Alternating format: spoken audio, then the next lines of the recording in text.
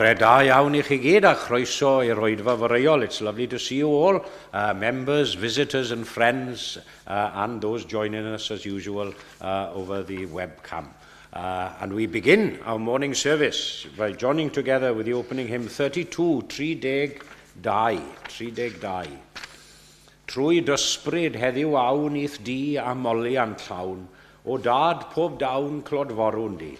Daioni fel y môr sy'n llifo at bob dôr, o ras a'n ior i'n heisi a'i ni. 32.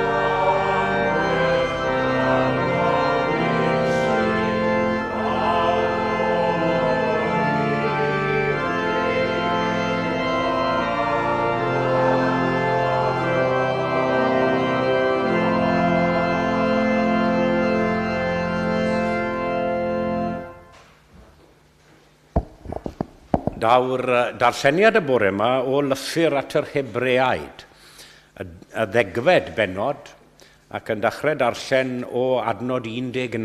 If you wish to follow the reading in your English Bibles in the pews, I'm on page 1233. 1233 in the English Bibles. It's the 10th chapter of Hebrews. Hebrews chapter 10 and beginning to read at verse 19. Ac eto, os ych chi am ddilyn yn y Gymraeg, mae ar dudalen 246 yn y Beible, 246. Nesau a dyfal barhau. Adnod 19. Felly, gyfeillion, gan fod gennym hyder I fynd I mewn i'r cysygr drwy waed Iesu, ar hyd ffordd newydd a byw y mae ef wedi ei hagor I ni drwy'r llen, hynny yw trwy I gnawd ef. A chan fod gennym offeiriad mawr ar dydd yw, gadewch I ni nesau a chalon gywir, mewn llawn hyder ffydd, a'n calonnau wedi ei tainelli'n lan oddi wrth gydwybod ddrwg, a'n cyrff wedi ei golchi a dŵr glân. Gadewch I ni ddal yn ddi-wyro at gyffes ein gobaith, oherwydd y mae'r hwn y roddodd yr iddewyd yn ffyddlon. Gadewch I ni ystyried sut y gallwn enyn yn ein gilydd gariad at gweithredoedd da, heb gefnu ar ein cyd gynulliad ein hunain, yn ôl arfer hau, ond annog ein gilydd, ac yn fwy felly yn gymaint eich bod yn gweld y dydd yn dod yn agos. Oherwydd, os ydym yn dal i bechu'n fwriadol ar ôl i ni dderbyn gwybodaeth am y gwirionedd, nid oes aberth dros bechodau i'w gael mwyach. Dim ond rhyw ddisgwyl brawychus am farn ac angerdd tân a fydd yn difar gwrthwynebwyr. Os bydd unrhyw un wedi diastyru cyfraith Moses, caiff ei ladd yn ddidrigaredd ar air 2 neu 3 o dystion. Ystyriwch gymaint llymach yw'r gosb a fernir yn heiddiant yr hwn sydd wedi mathru mab Duw, ac wedi cyfrif yn halogedi gwaed y cyfamod cafodd ei sancteiddio drwyddo, ac wedi difenwi ysbryd grasol Duw, oherwydd fe wyddom pwy a ddywedodd, my fi piau dial, my fi a dalaf yn ôl, ac eto bydd yr arglwydd yn barnu ei bobl. Peth dychrynllyd yw syrthio i ddwylo'r Duw byw. Cofiwch y dyddiau gynt pan fi i chwi wedi eich goleio sefyll yn gadarn yng ngornest fawr eich cystuddiau.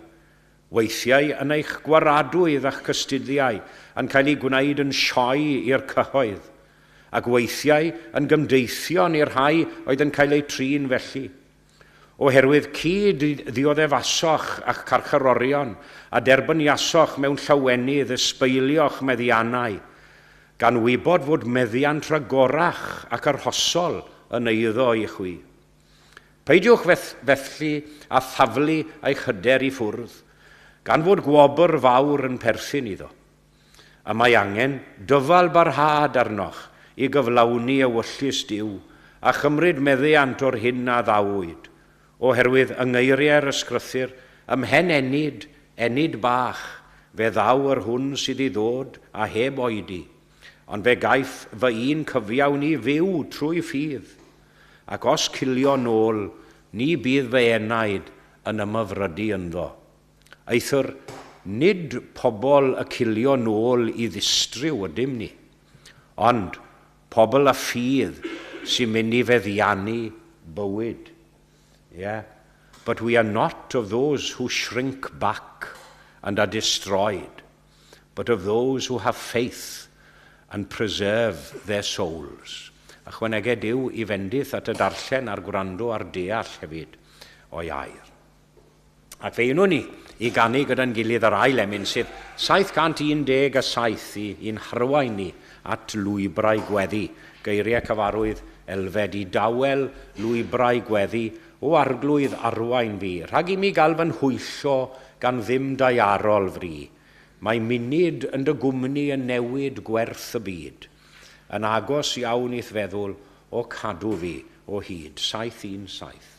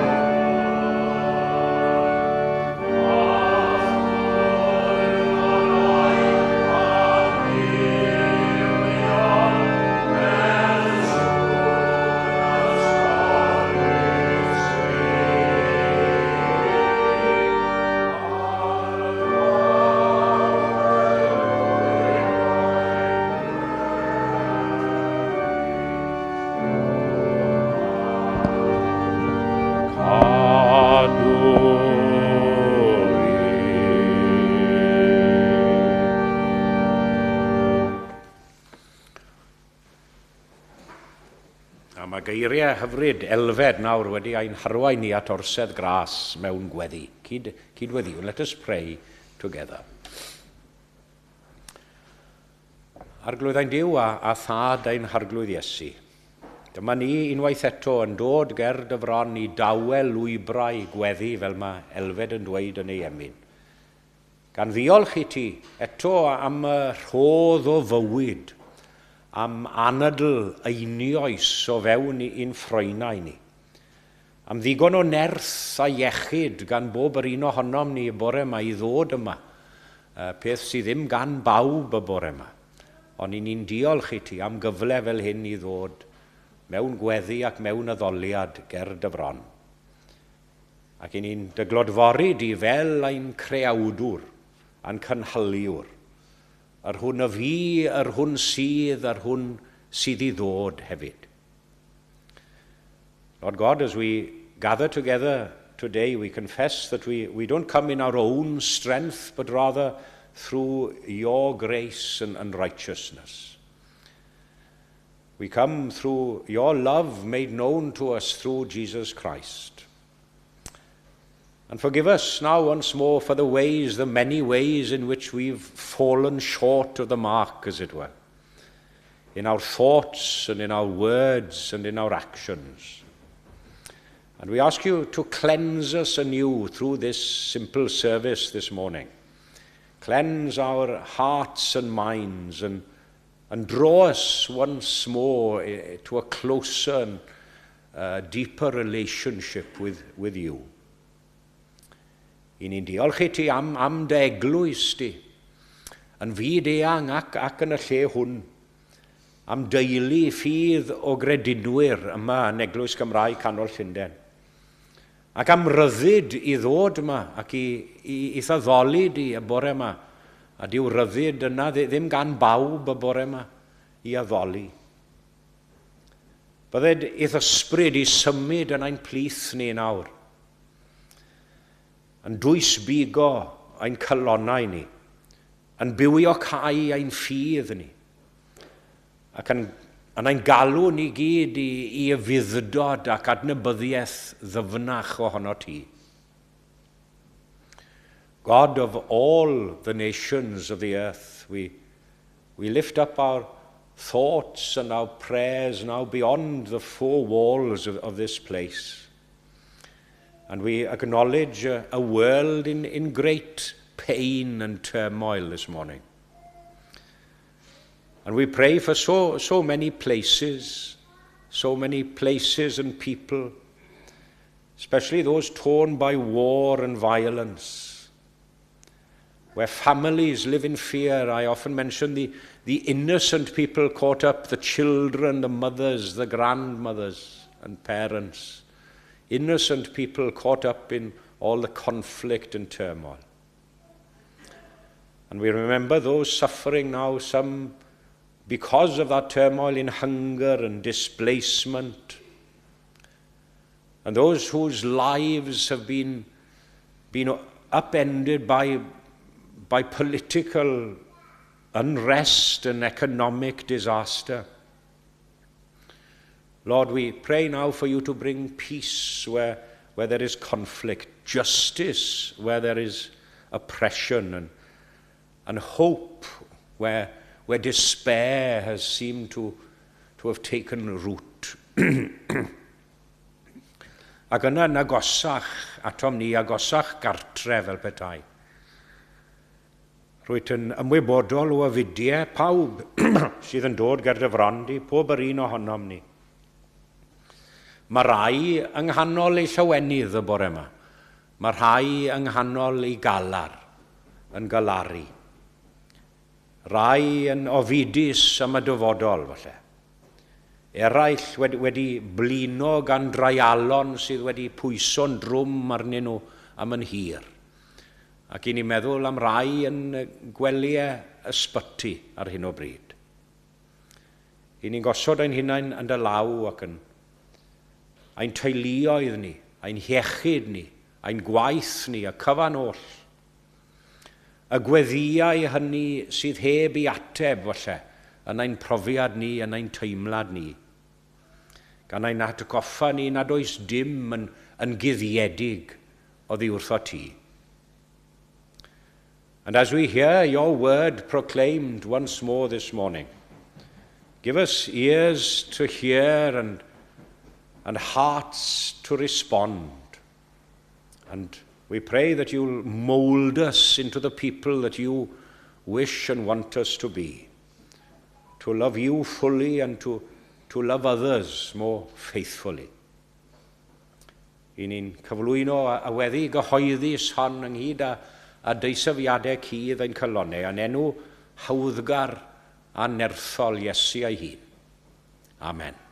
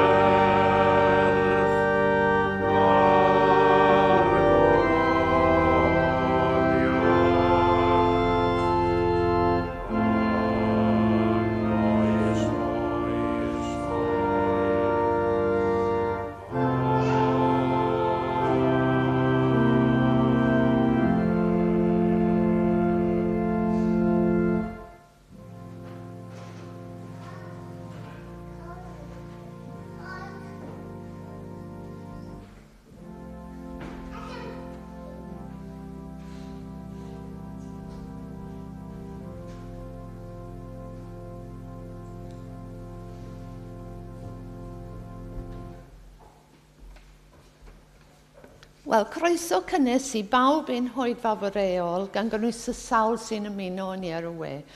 A very warm welcome to everyone to our morning service, including those joining us on the internet.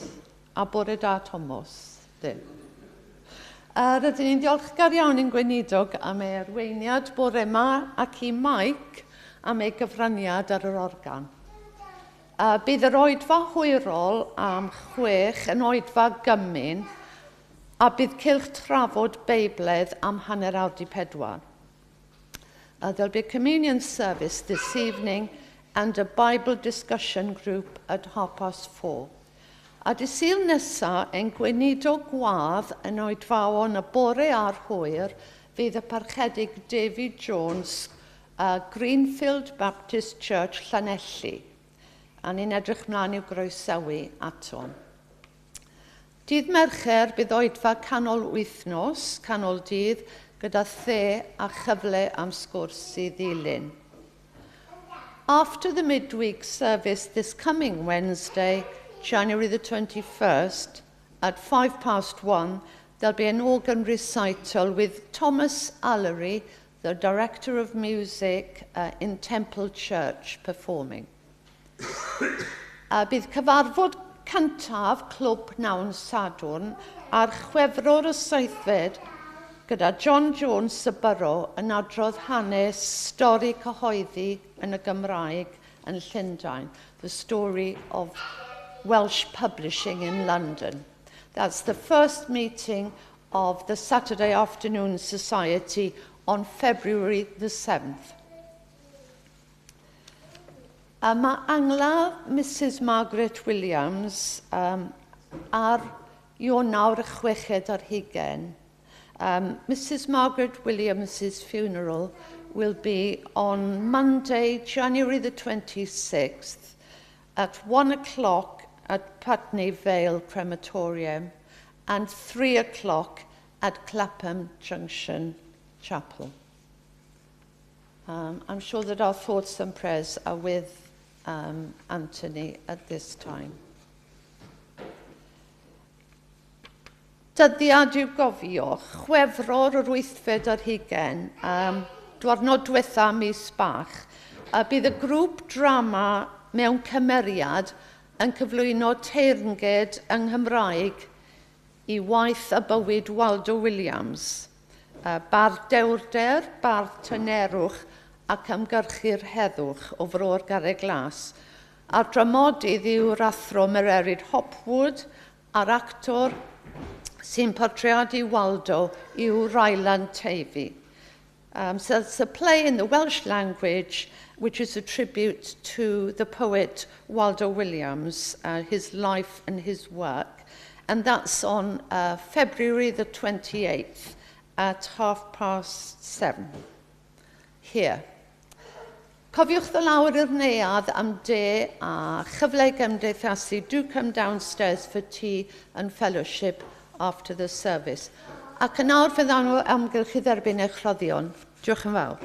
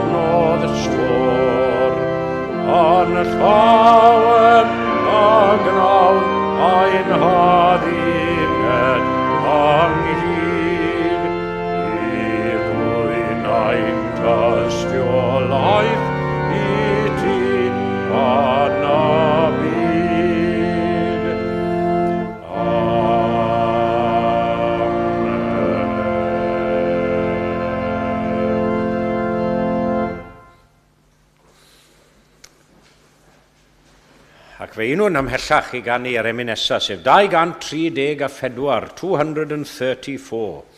Llefara Ior nes clywa pawb dawdi'r dodol lais, a dyro iddynt ras I wneud yn ôl dy ddwyfol gais.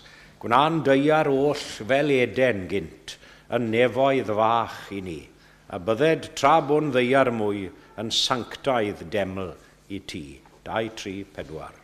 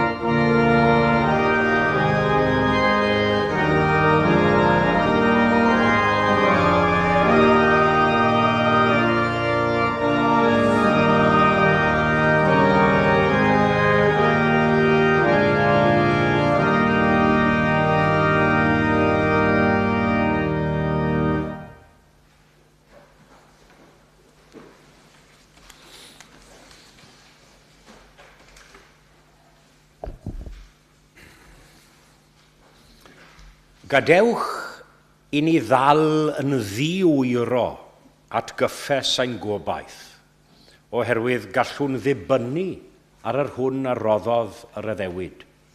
Eithor, nid pobl y cilio nôl i ddistryw ydym ni, ond pobl y ffydd sy'n mynd i feddiannu y bywyd.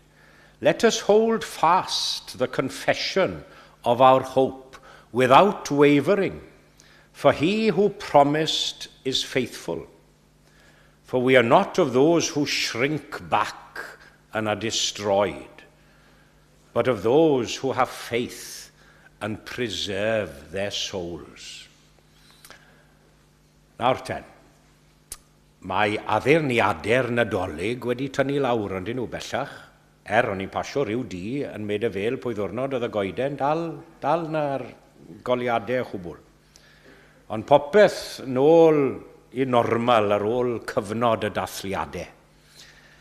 And the excitement, and it can be an exciting time of Christmas, it's faded perhaps into memory for many people, and the practicalities of a new year now face us, with the hard facts of cold, wet mornings. Not so cold this morning, but it was very cold a few mornings last week. Long, dark nights, and ordinary, everyday, mundane things to do. Back to grim reality, as we say, in January. And many people would have gone to a church service over Christmas, perhaps who don't usually go to service. Made an effort to go to a carol service, perhaps. And some will have found it relatively easy to worship God and Jesus. An easy thing to do when the candles are burning brightly and the carols are being sung with great gusto. A ryw fodd na gilydd, mae mis Rhagfyr, mae'n mis rwydd i addoli yno, ynddo e? Mis rwydd iawn. But January asks us a harder question. A harder question than December. Will you trust in him when the carols have stopped, the singing is a little quieter, when the candles have stopped burning? Ar bore yma dwi am siarad ar bobl hynny, falle maen nhw'n credu, odyn maen nhw'n credu, maen nhw'n mynychu'n ffyddlon falle cwrdd, ond falle wedi blino ychydig, wedi blino. A mae hynny'n cynnwys pawb o dro i dro, yn dyw e? I ni gyd gallu teimlo ar lawr. Those people not rebellious against religion, just a little tired, perhaps. Not faithless, just a little cold in the soul. If your faith today seems more like a smouldering wick than the roaring flame of Christmas, then perhaps this message is aimed at you. Gadewch I ni ddal yn ddi-wyro, medda geiriau'r testyn, yn ddi-wyro at gyffes ein gobaith, oherwydd gallwn ddibynnu ar yr hwn a roddodd ar y ddewyd. Let us hold fast, says the words of the text. Let us hold fast the confession of our hope without wavering, for he who promised is faithful. A'r pwynt cyntaf hoffwn I rannu â chi bore yma yw'r ffaith nad yw Duw ddim yn absennol I chi teimlo'r geiaf yn eich bywydau weithiau falle. God isn't absent, although you may feel the winter in your lives. That's my first heading for you. Winter isn't proof of abandonment. Nawr mae nifer ohonoch chi yma sy'n dod o ardaloedd gwledig yn wreiddiol, a rai o chi o gefndiroedd amaethyddol. And no farmer walks into his field in January and says, well, there we are, that's it, it's over, all the ground is dead, nothing will come of this dead soil. He knows better than that, he knows from experience that the roots are alive, even if the branches are bare. Life hasn't vanished, it's just gone underground for a little while. A chimod, mae'r un peth yn gallu digwydd gyda ffydd hefyd weithiau. You know, it can be a similar scenario with faith. Some of the strongest Christian believers you'll ever met have learnt how to trust God when he seems silent and far away. In our minds, perhaps. They don't always feel victorious and joyous, but they're rooted in faith. They don't always feel happy and strong, but they are held and supported in their weakness.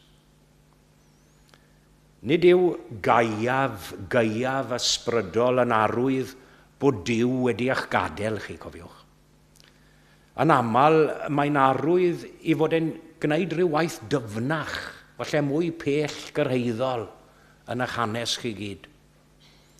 I remember seeing a wayside pulpit message once which read like this. Faith isn't measured by how loudly it sings in the summer sun, but whether it still whispers quietly in the cold of winter. Yeah. Sy'n farwen I at yr ail bwynt o'i amrannu gyda chi heddi. Sef, nad yw ffyddlondeb Duw yn newid gyda'r tymhorau. God's faithfulness isn't seasonal. It doesn't change with the seasons. That's my second point for you this morning. People change with a calendar, don't they? We all do. God doesn't. Your energy may fluctuate between summer and winter. Your emotions may rise and fall. Your circumstances change through seasons, don't they? But the faithfulness of God isn't tied to your seasonal changes. Mae lot o sôn y dyddiau yma am y SAD syndrome, yn dos, wedi sôn am hyn o blaen. The seasonal affective disorder. Yeah? Ac yn sicr mae pawb yn teimlo rhywfaint yn fwy diflas yn ystod misoedd tywyll y geia, yndyn ni? Pan mae'r haul i ffwrdd, i gymaru â misoedd golau, hyfryd y gwanwyn ar haf. And we often feel that God is closest when we feel him most. But you know, the scriptures tells us that God is closest when we need him most. That's the thing.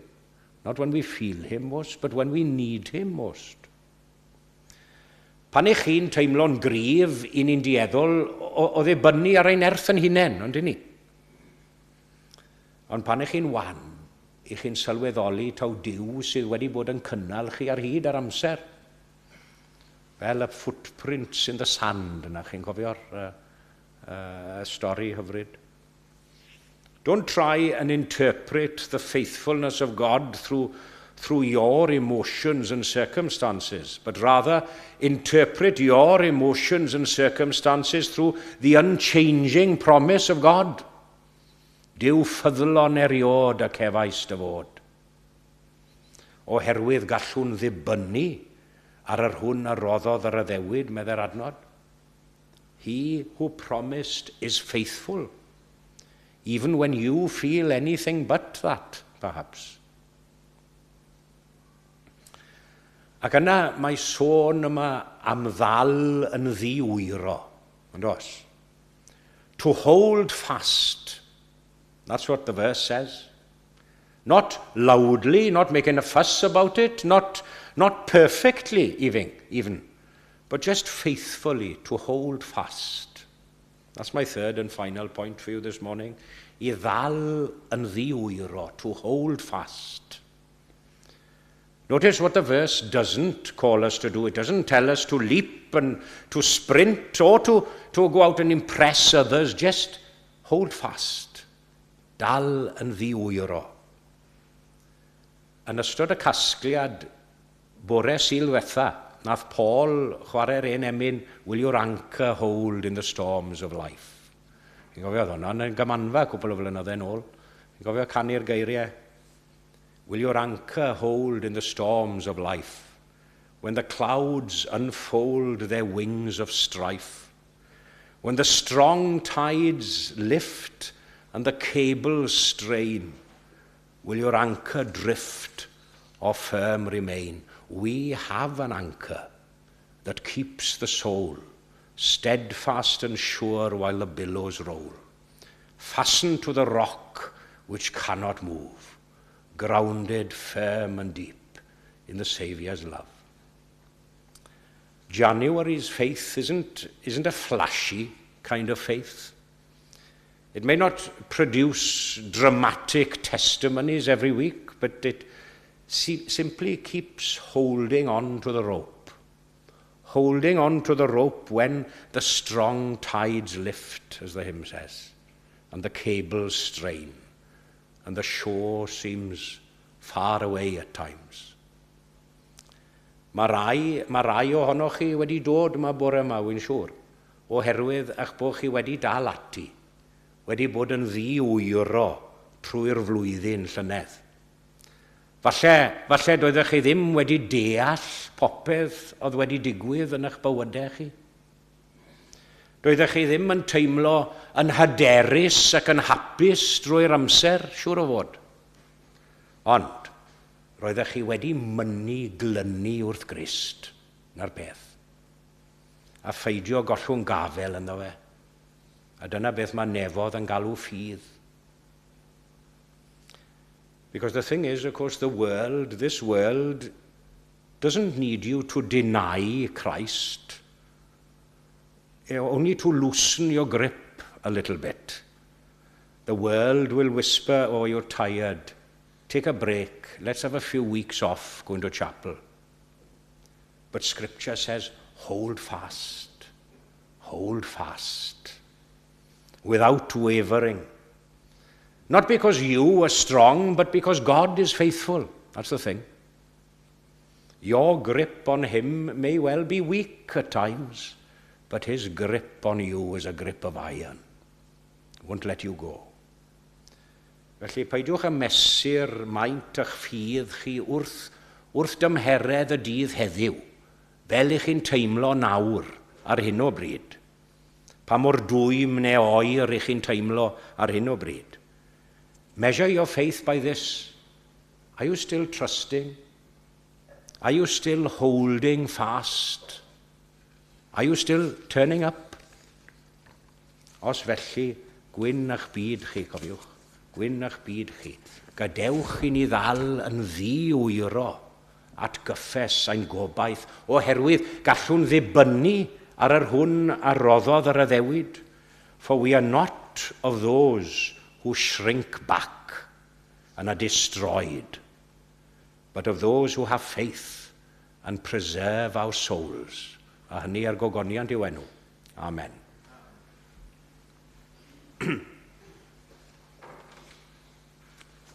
Ac fe ganwn ni gyda'n gilydd i ddiweddu 505, 505.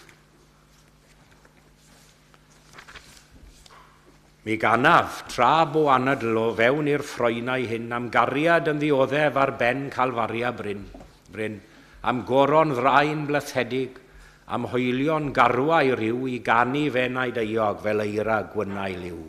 Fe beri trigareddau cyfamod gwerthfawr drud, pan ddarffor greadigaeth ddidderfyn oll i gyd. Ni bydd ond dechrau gweled daioni mawr yn pan gollo hael a lleiad ar holl blanedau lle. 505.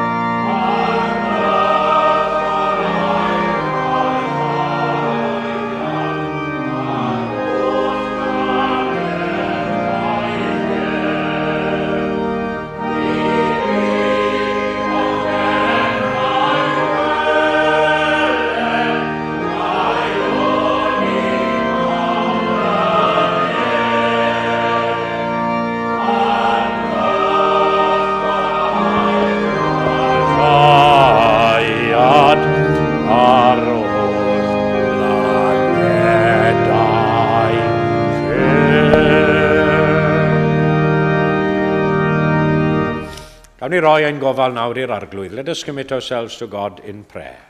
Gadewch i ni ddal yn ddi-wyro at gyffes ein ffydd, oherwydd gallwn ddibynnu ar yr hwn a roddodd ar y ddewyd. A bydde di ras ein harglwydd ni Iesu Grist a chariad Duw a chymdeithas yr ysbryd glân i aros gyda ni ac i weithio ynom ni a thrwom ni o'r awr hon hyd yn oes oesoedd. Amen.